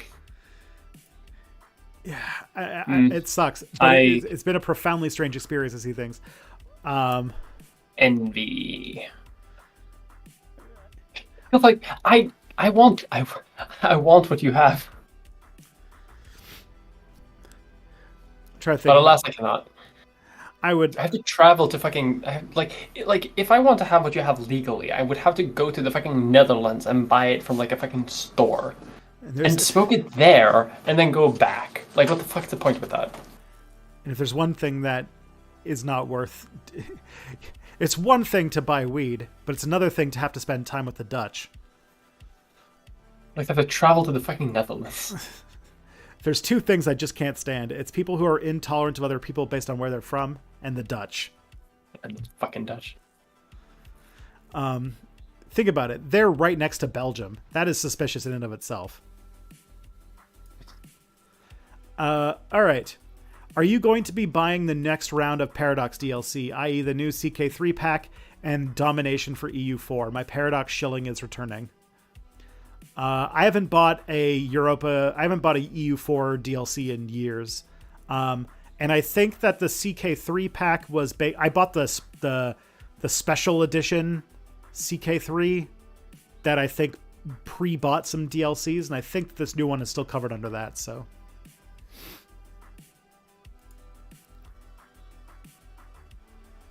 how's Victoria 3 doing these days? It's fine. It's got some new updates which make it better, a bit better. I didn't really connect with it, honestly. I think Crusader Kings 3 is still my favorite out of the new One Paradox games. They're Crusader Kings and Stellaris are like up there. I'm definitely gonna buy the tours and tournaments. I'm gonna have a great time with that. But I'm not gonna buy fucking Domination. What's even part of Domination? I don't even know. EU4 has I haven't followed what's going on in EU4 since 2015.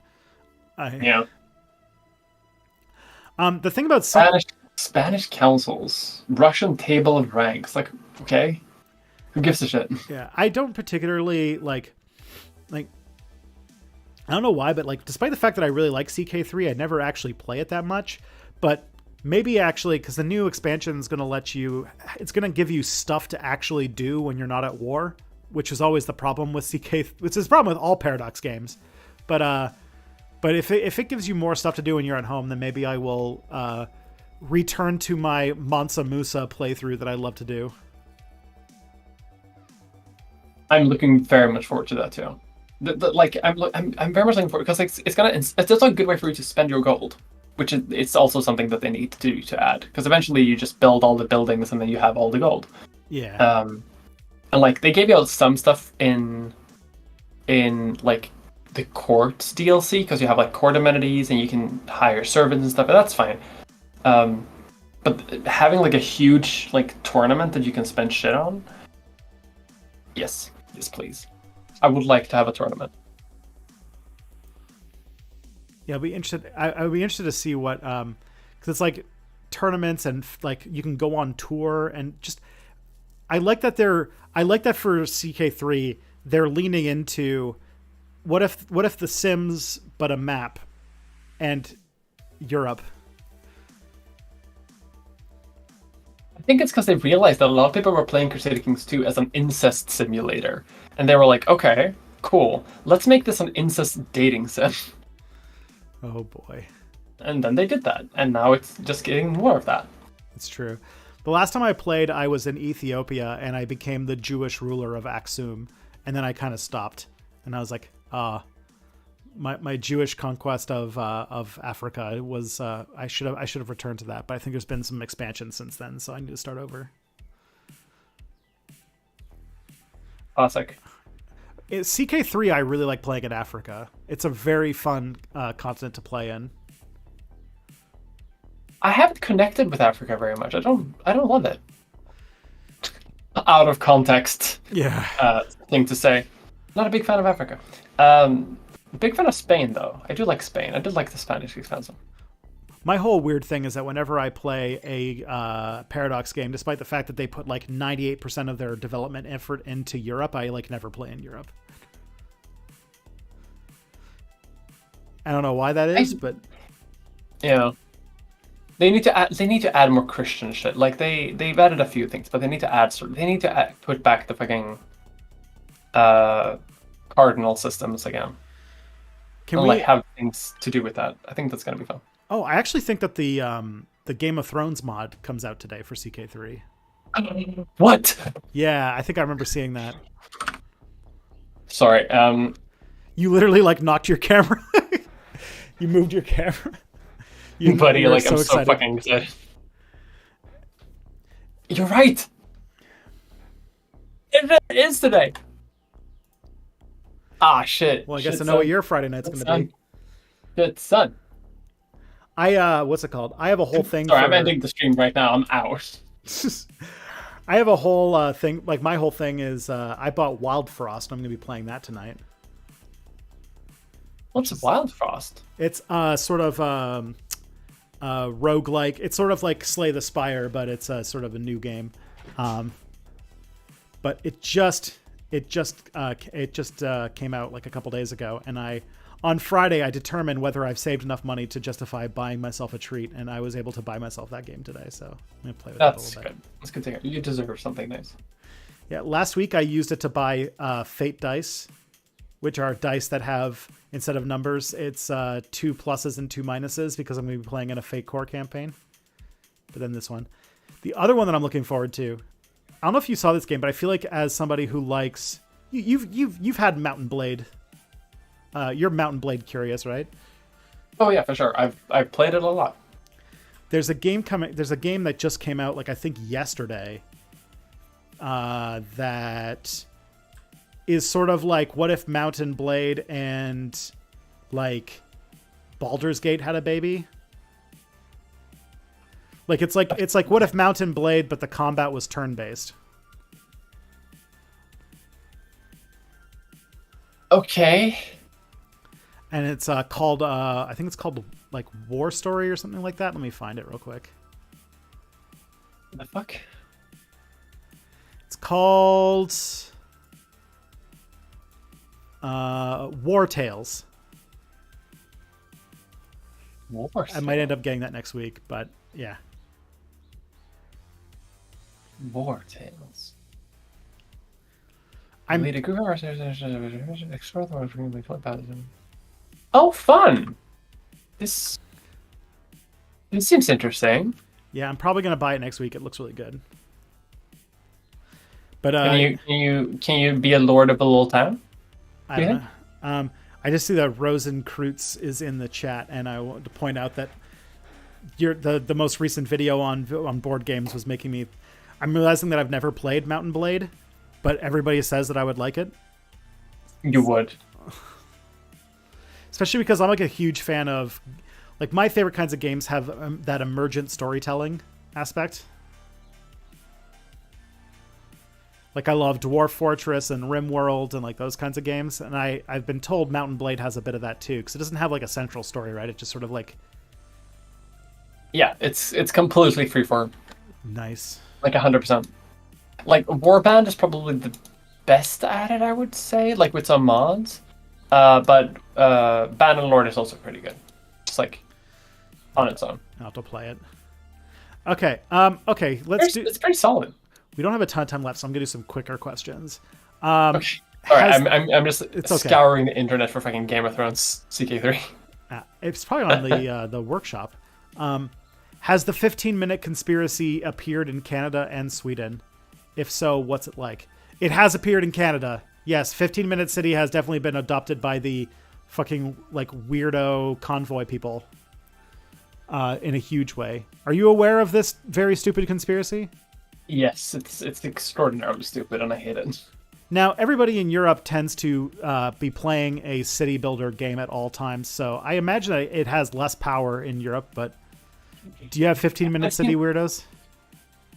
Not in Sweden, from what I've heard, but I have seen it in sort of like European cities, but I haven't seen it myself. Like, it has happened, for sure. Like, people are stupid here as well, but like I don't know exactly where. Huh. It's weird because European cities are already basically 15-minute cities. Like, it feels so specifically North American because it's just like some North American cities are planning on revamping their downtowns to be like normal cities that have that are designed for people instead of cars. And right-wing weirdos are taking that as like a effort are saying that like it's attempt to build climate lockdowns. They want to take your freedom and lock you away or whatever. Yeah, it's so weird. It's so stupid. But like, yeah, because I had that thought actually being like, because initially I was like, well, do I live in a 15-minute city? That could be pretty good to have. And then I realized like I'm literally down because like I live more than 15 minutes away from like town, like the big town. Mm-hmm. But I have like a hairdresser, I got a grocery store, I got like cafe, like I was just like 5 minutes away. Like it's like like you're saying, like European cities are already that. Yeah, pretty much. I dropped off my kid at daycare and went to the grocery store and then came home and got about 8,000 steps on my pedometer to do so. So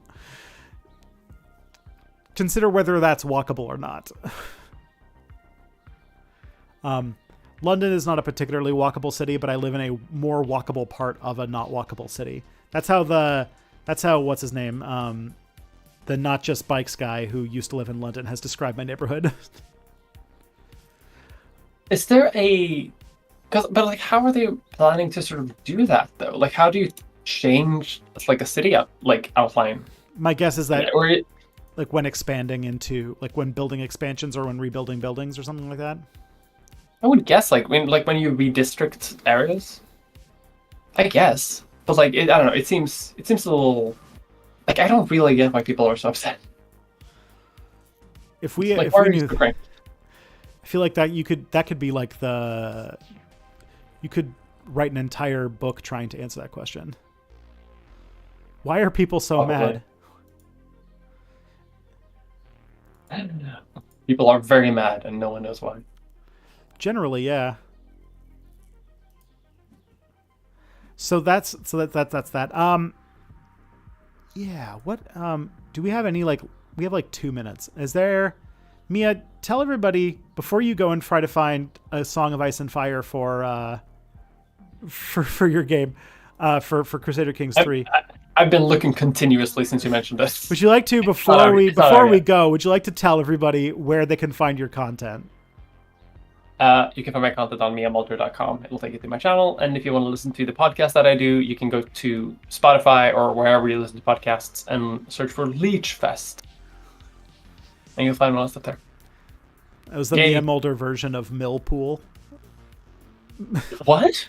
Millpool, like on The Simpsons when Milhouse was signing the cast, but he just wanted to get into the pool. So he just signed the cast Millpool because he was just not paying attention and wanted to get into the pool. Hi. You looking for Game of I Thrones? don't remember this. Oh. Oh, you mean like that? Okay. No, I'm back now. I'm focusing on the stream. I'm not trying to be mean. I just thought that was funny. Okay. So we're going to raid? Let's see. Who should we raid? Oh, Rob Russo. Rob Russo is good. Okay. Let's get that going. Yeah. So in the meantime, everybody, we'll see you guys next week, or I will see you guys next week. Take care of yourselves. Take care of each other. I guess play A Song of Ice and Fire for Crusader Kings 3, and I'll see you guys next time.